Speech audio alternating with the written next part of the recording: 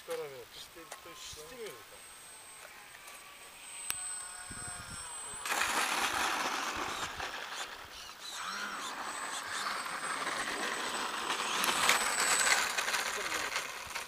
Значи кило и половина до там.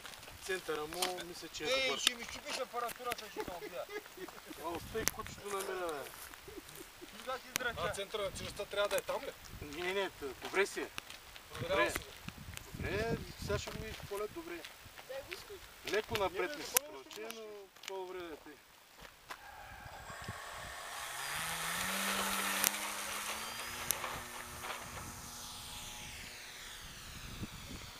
С този винт по-дърпа.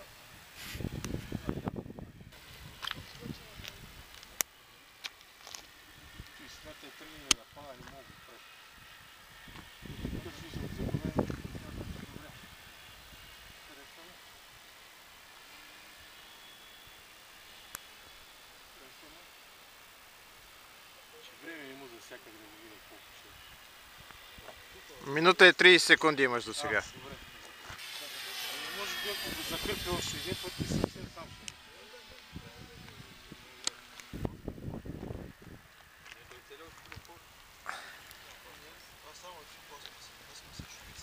И много горещи силикони имат. Прона как върти на скорост?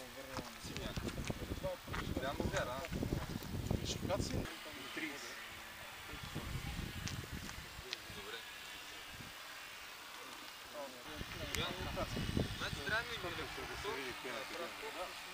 Значи малко ще върна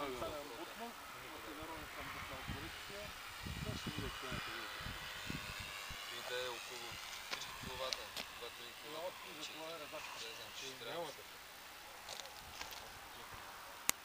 Трябва да се прави с стандартен мотор, на по-позита да речи. Така е, имаме такива мотори, които го правят на електроскутерчетата. Съвсем прилично скъпа. Идеално. Много добра скорост за кацане. Много добра. Аз ще го взема.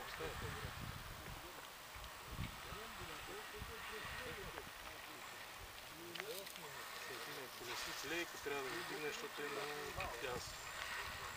И леко надясно.